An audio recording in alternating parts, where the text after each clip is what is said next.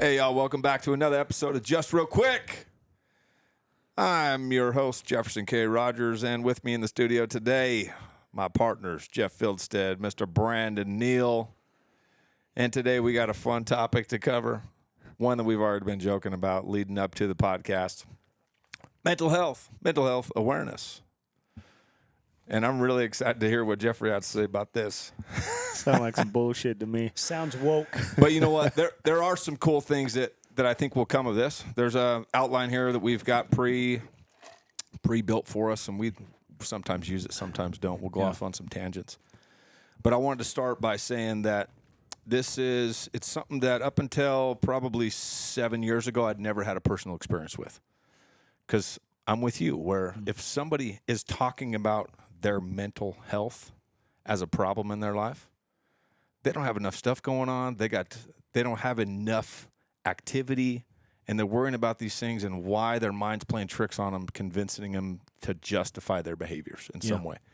And I had this guy that was very talented, and he was talking to me about these challenges that he was having in his life, and he was having some dark thoughts, and he was thinking about going to see a specialist to get on medication. And I didn't know what to say to him. I'm like, because you know what you feel like saying to him. Yeah. The background that I come from is like, suck it up, buttercup. Yeah. Slap the shit out of him and send him on his way. But, you know, a lot of times you can't do that. Yeah. But I didn't know what to say. And now, you know, I'm a little bit more prepared if somebody were to say that and they're going through these things and help them get realigned. Because ultimately what it comes down to, if somebody's dealing with some mental health challenges, is they are uninspired. Yeah. They're living a life with a lack of purpose. And as leaders, dude, it's a cool opportunity to help put things into perspective and be like, listen, this is where it's coming from.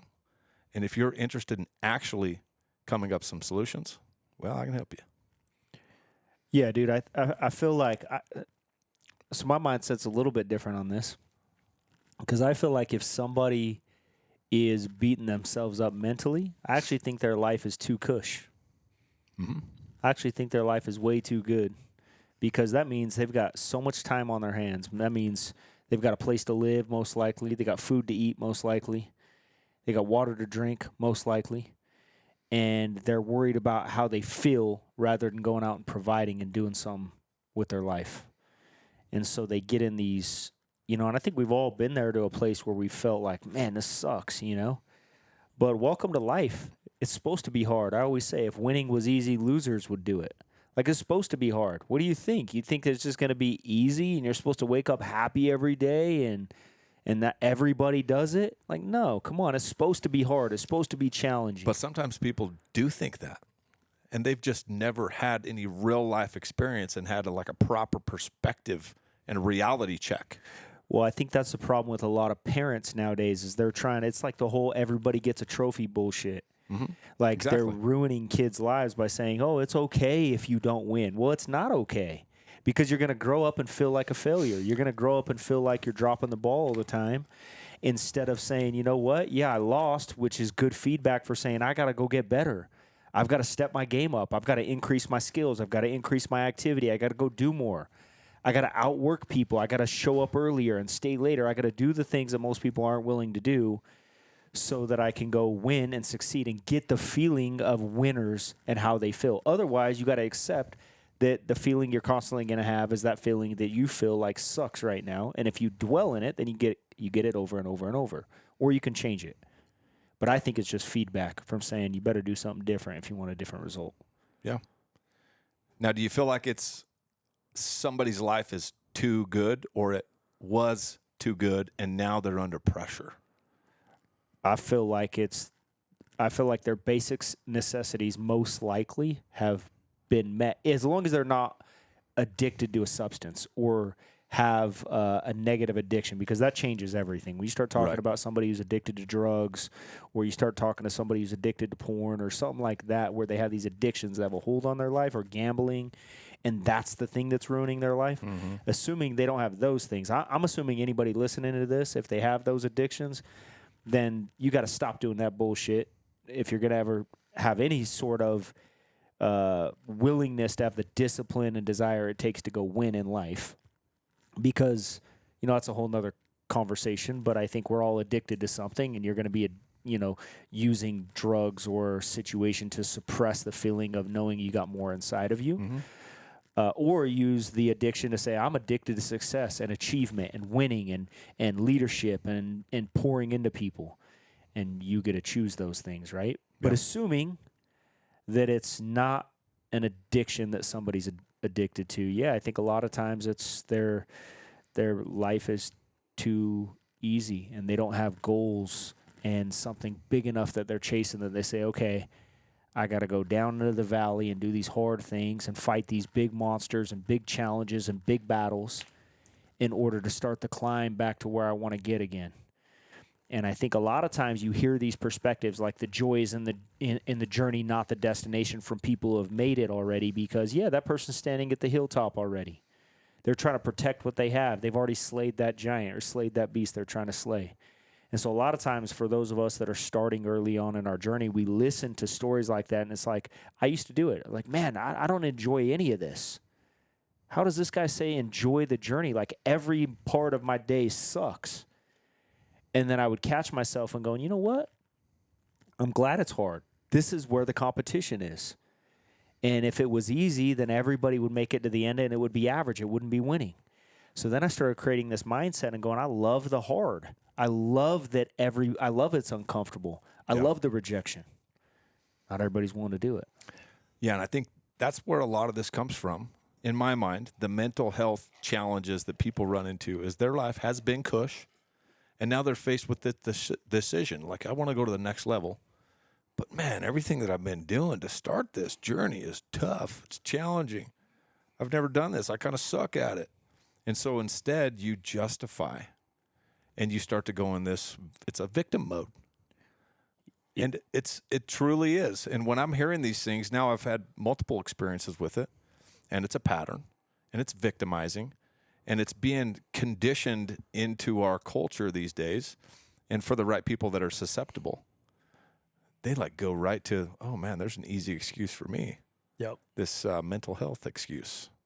I heard it on social media. It's like all this self-care BS, dude. It's like, it's just, it isn't the way that winners think.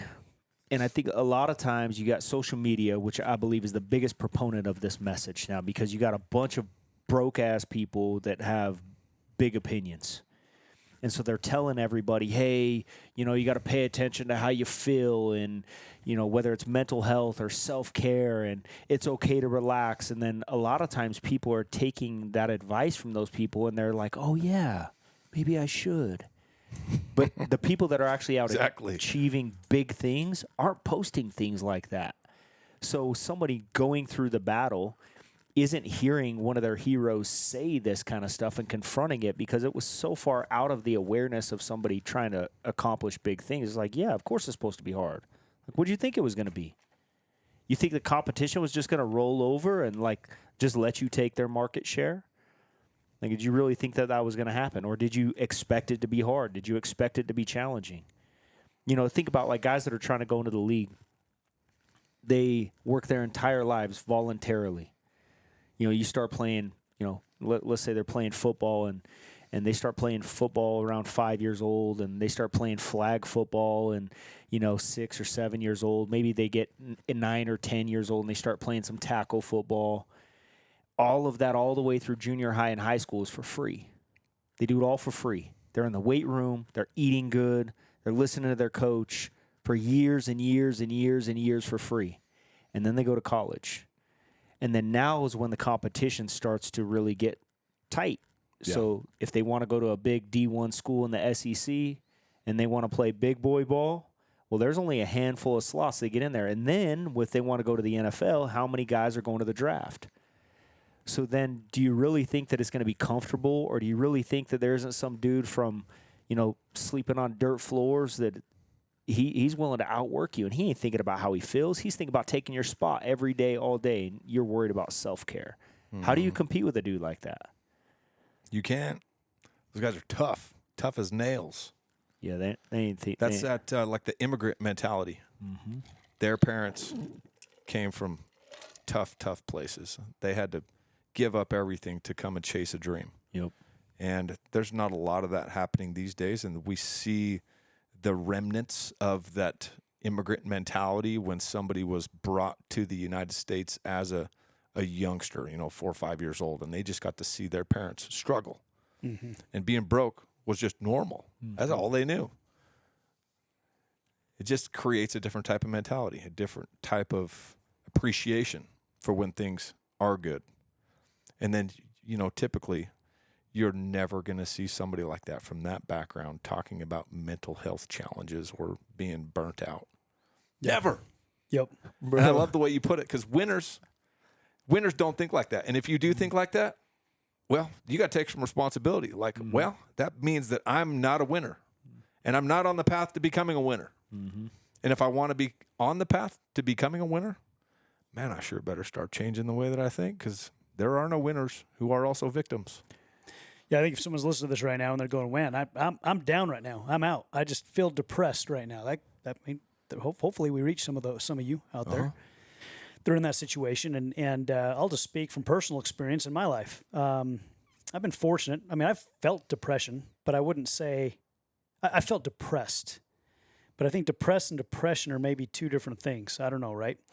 And I was raised in a good middle class environment, great parents.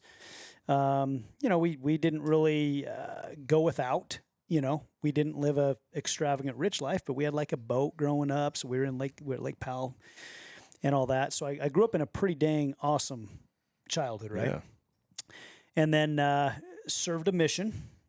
On my mission, I served with some companions. Most were, would go out, get out and work. But I had one in particular. He was just tough to work with because he was struggling. He was depressed, And I just could not relate to that. Because I just knew from growing up, my dad always taught me work hard, go to work. And I learned at a very young age to go work hard, even if you don't feel like it. Because here's what would happen. He'd say, okay, I'm going to go drop you off on the construction site. I worked for my cousin. So this was in the summers, and I think I was, 12, 13. I was pretty young. He dropped me off at whatever it was, 6:30 a.m. and picked me up at 5 p.m. And I'm a 12, 13, 14-year-old kid, and he says, I'll come get you when the day's done.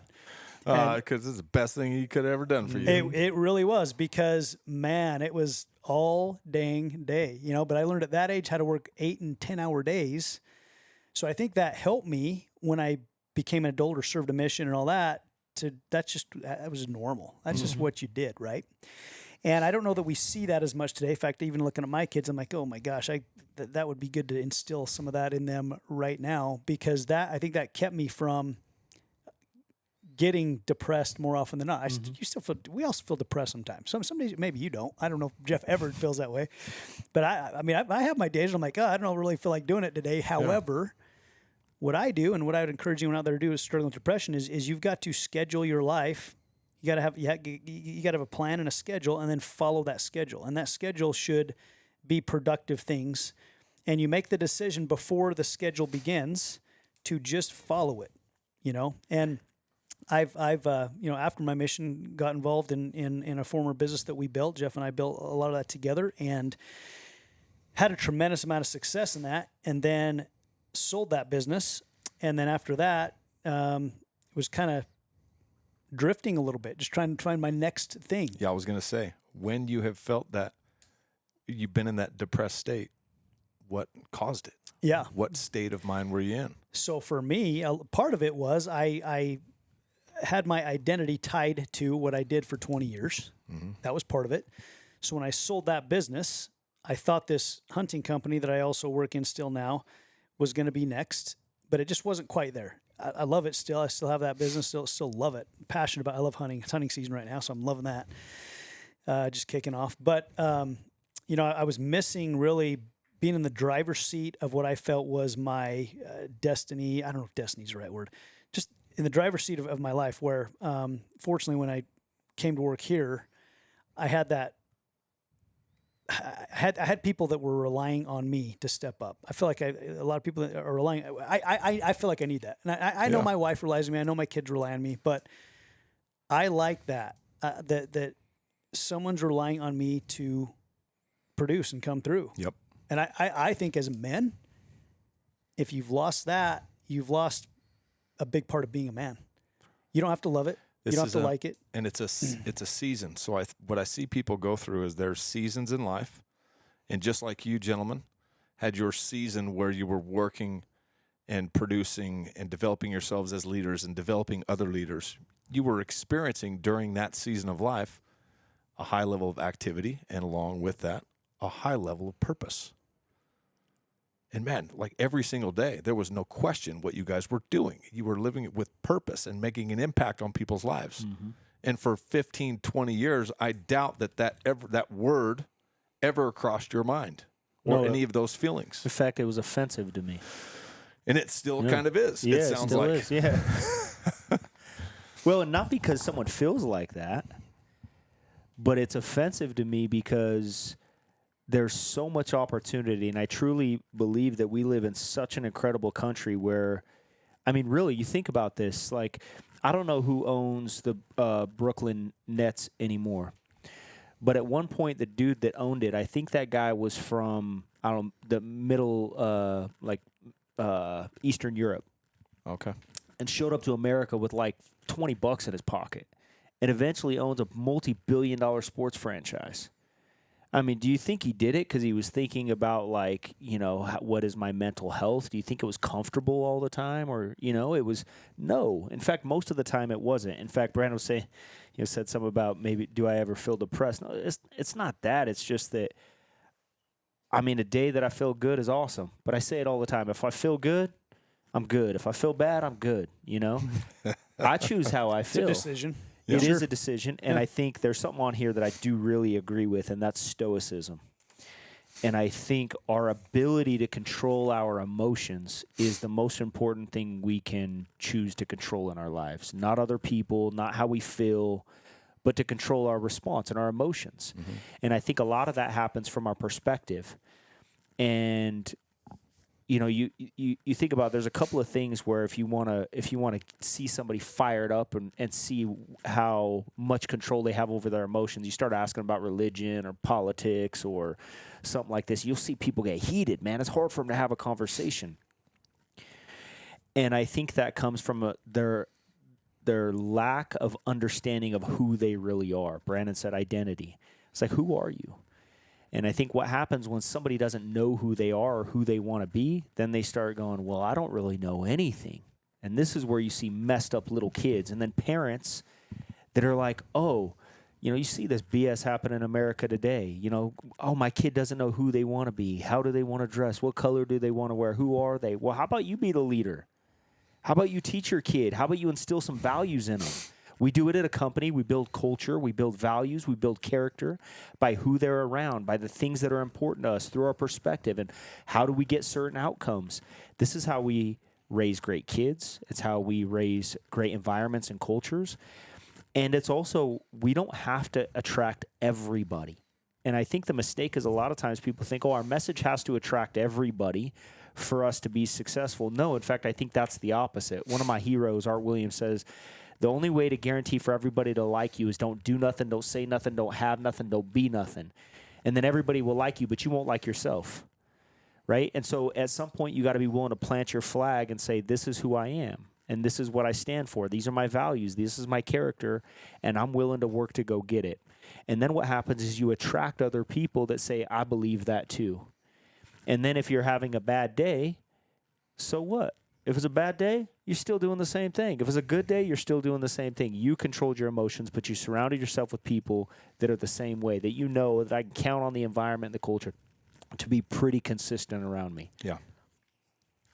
Yeah, I love that you brought the kids into that, because it's no different when you're working with your team. And sometimes these people haven't had the upbringing or the exposure or the proximity to great examples in our lives for them to come to these conclusions yet.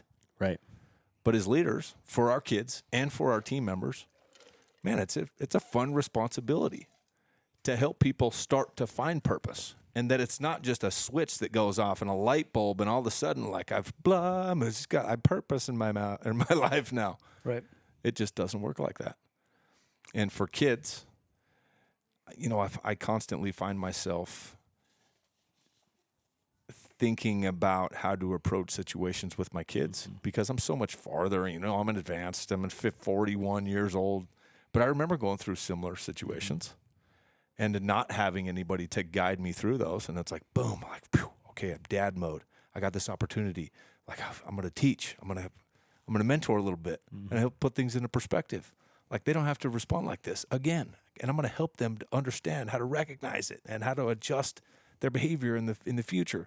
But it's the same thing with adults. Because we see people get emotional all the time. You guys were just talking to one of our teammates. He's getting emotional. He's saying a bunch of dumb stuff on text messages and emails. He's getting emotional and reactive.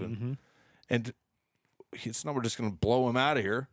Like, no, that's not allowed here. Yeah, right. We've got an opportunity to coach and mentor, put things into perspective, let him know how he's showing up for his team. And I'm sure that if we asked him some of these questions, I guarantee he's got some teed up responses. Oh, yeah. He's going through some stuff in his life, and he's in a transition, and he's dealing with pressure in a way that he maybe hadn't dealt with pressure in a long time. And our first instinct, I hear you say this all the time, when you're early on in leadership, your first instinct is just get rid of the problem. This seems like a challenge. I'm just going to get rid of that. Yeah. Right. But, dude, that's not what leaders do. If we do everything in our power to try and coach and mentor and give this guy some direction, instruction on how to adjust his behavior, and it still happens, well, then it's starting to affect our culture, and it's affecting other things. But they're cool opportunities that continue to pop up in multiple areas. Not everybody has been exposed or operated at the level that we have, and that's why we put together a podcast, and we feel like this brings value because we have a different perspective, and we've lived certain things in life and been able to help people in a certain way, and now we're able to regurgitate those things. Sure. Yeah. Yeah, I think a couple other things that as I read through this that I think are important that'll help as well for anybody who, because I know, especially in our generation, mental health is important, and people say this stuff, and it's like, okay, if that's how you want to see it.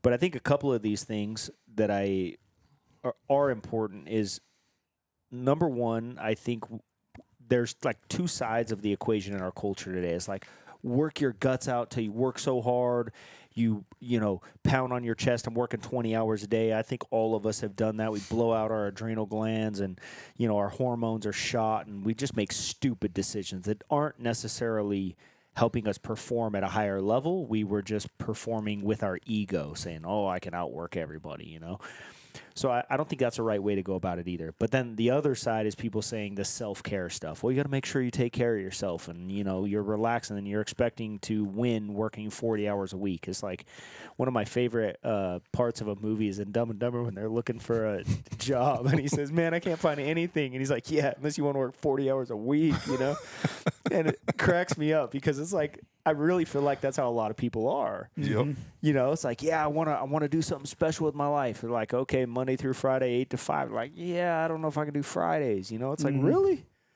Like, I just don't understand it. But I think there are some other things that people can do, such as, I think this is why fitness is really good. Having a good diet and working out. There are things that help your hormones respond correctly. So if your hormones are in check, which is why drugs and alcohol, in my opinion, are stupid, is because they ruin your hormones. And if your hormones are ruined, then it's hard to respond correctly and unemotional. It's hard to have control. control. In a chemical imbalance. Yes. It's hard to control your emotions when you're messed up, chemically, if that's how you want to call it. So I think working out and having a good diet is important. And so I think people should do these things. They should have good disciplines in their life. I also think fitness is hard, and you get all the rewards at the end of that hard thing. So you got to go through the pain of doing it. You got to go through the pain of being sore. And then you have to do that for a long period of time to feel good about a result. And I think that teaches you good things in life, in business, and saying, okay, I've got to do this. I think this is why athletes do really well a lot of times in business, because they understand that philosophy. Another thing that I think that I agree with on these notes here is sometimes you're maybe frustrated or you're anxious or something like that.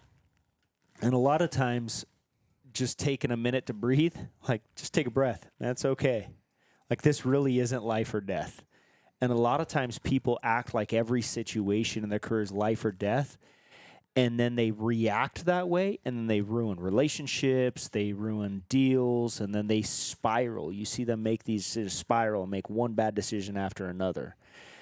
And if they can learn to control by a lot of times just taking a breath and going, okay, if I'm in a challenging situation, it's just not that big of a deal. Like, if I still got a roof over my head, do I still got food to eat, still got water to drink? Yeah, all right, I'm still alive. All right, I got another chance tomorrow. And so I think if you can remember those things, then when you're in a situation, you're just like, what's the worst that can happen? I'm in the same place I am right now, which ain't that bad. So all I can do is grow from here. Yeah, it's mostly, if not all, just a mindset thing. Almost always, right? Almost always. So anxiety, fear, it's all just these scenarios that we create in our minds, and none of them are real. They're all just like an anticipation of something that could happen. Mm-hmm. And then we go to justifications and excuses on the reasons why we don't move past. And to me, you know, I've never dealt with a ton of it. There has been periods in my life when I was in a chemical imbalance because I had a drug and alcohol problem where I had some dark thoughts. Whew. I was at that place where I was lacking purpose and fulfillment, and activity was the main thing. And once I got the activity up, boom, fixed everything. I just had so much going on, and that's why it's important to me when I say today that I start getting nervous if I ain't got shit on my calendar. Yeah. Dude, I got trauma from these things that helped me get out of where I was. And if I get back into a pattern, it scares me that I can get back into some other patterns. Mm-hmm. So I got to have my calendar. Man, I'm watching my calendar constantly. What was constantly. it that got you out of that? You were in those dark thought moments. So take us through that. How did you get out of that? Well, first of all, it was the chemicals, the drugs and the alcohol. I had to get rid of old habits And I could make room. You just decided to stop those, or was there something that motivated you to do that, or how did that happen? So yeah, it was a combination of things. It was a 20-year process of quitting, back and forth, and wishy-washy and teeter-totter. Am I going to do it? Am I not? Is it serving me? Is it not? Am I really using this for sleep, or am I not? And then finally it was, this is not serving me anymore. I have these bigger goals that I would like to hit, and I'm seeing other people in my life reaching a higher level of success.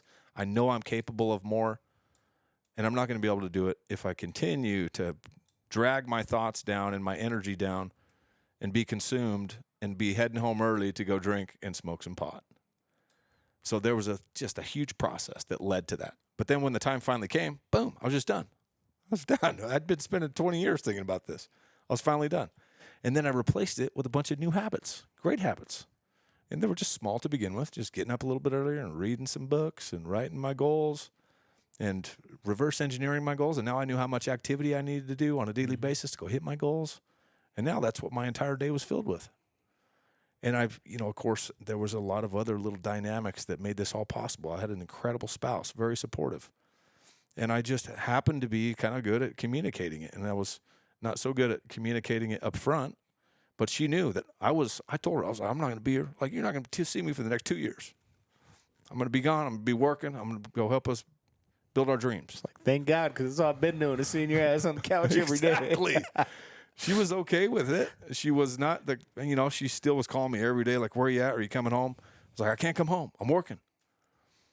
So it was just such a great dynamic that it created for me to know that I had somebody at home that cared and something to fight for. But that also, if I went home, I wasn't living up to the promises that I'd made. How much of an impact did it make for you to get around the right kind of people? Did that make an impact? Because you were obviously out working with people in sales. Did that help? Of course. And then was there a team around you that was the right kind of people that maybe helped you pull out of that as well? You obviously had mentors and examples outside of that, but talk about that. Yeah, I didn't have anything like JKR Windows, but what I did have, and yes, the answer is yes, I had an environment that I started plugging into, but it was a $1,100 investment that I made into a mentor program. And I was on an island.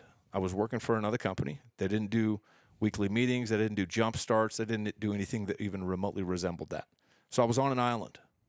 But I joined this mentor program, and all of a sudden I'm around on these Zoom calls, this incredible group of high-performing salespeople and business leaders. And now I'm getting to hear their backgrounds and where they come from and their businesses and their activity. And now this all started to become relatable. And it's like, some backwoods dude from Louisiana running these meetings that had reached this high level of success. And even at the very top of the person that was leading this organization, it was like, this guy's nothing special.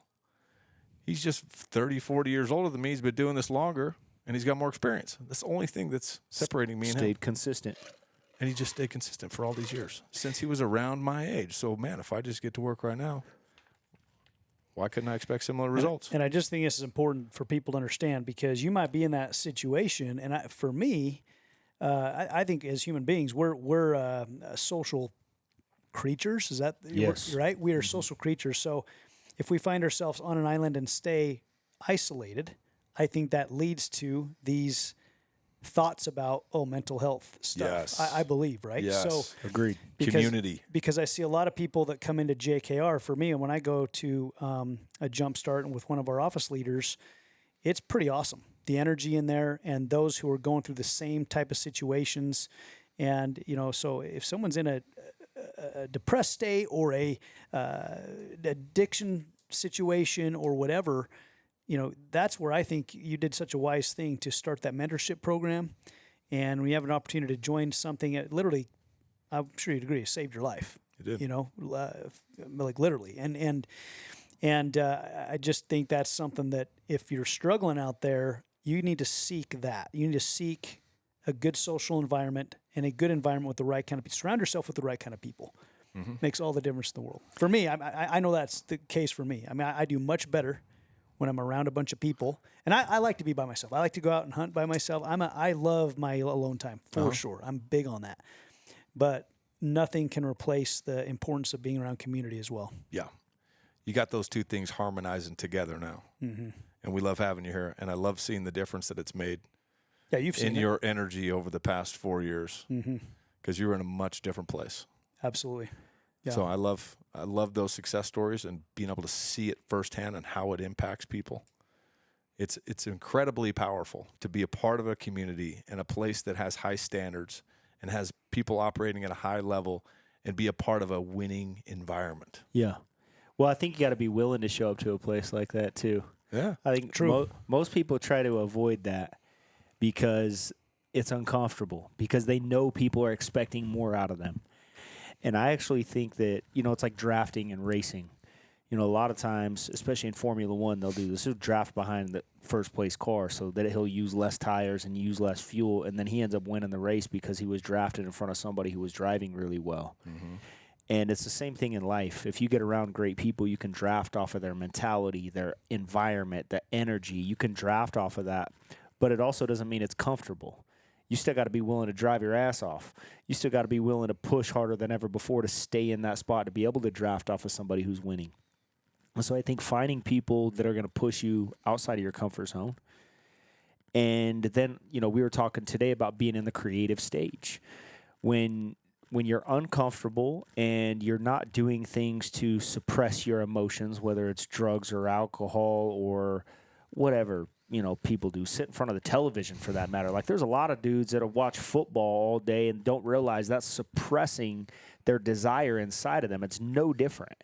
Yeah. Fantasy football and this stuff. Like, if somebody wants to do it for fun and they're already having success in their life, great.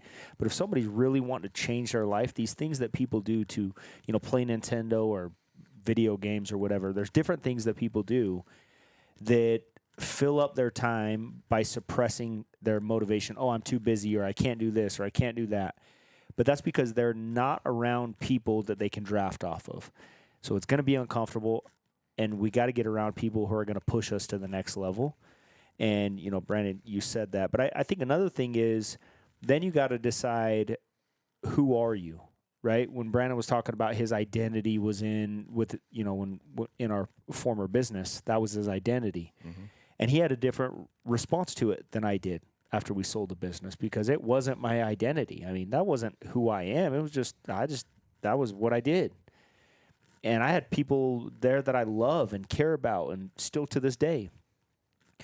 But it didn't mean it needed to be my identity. It was what I did. not who I am. And so I think a lot of times you're going to surround yourself when you're trying to find great people in your life. You got to ask yourself, who are you and who do you want to be known as?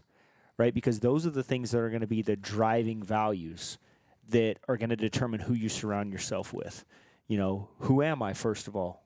And maybe you're not that person right now, but who do you want to be known as? Right? Who do you want to be? Do you want to be a person known as, you know, great morals? And what are those morals? Great character? You know, like one of the things that I've always said is that my goal is to have a 100-year anniversary with my wife.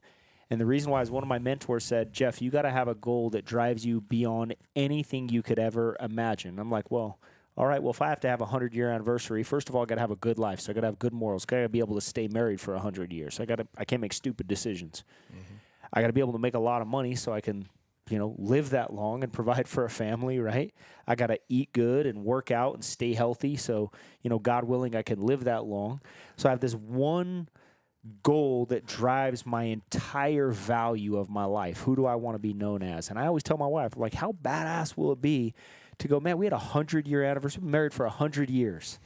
Like, I want to be known as that dude that, man, he is loyal, he is committed, he's a provider. Like, that's who I see myself as. Yep. And so I think it's an important thing, because when we start seeing ourselves as that person, that's also who we start surrounding ourselves with.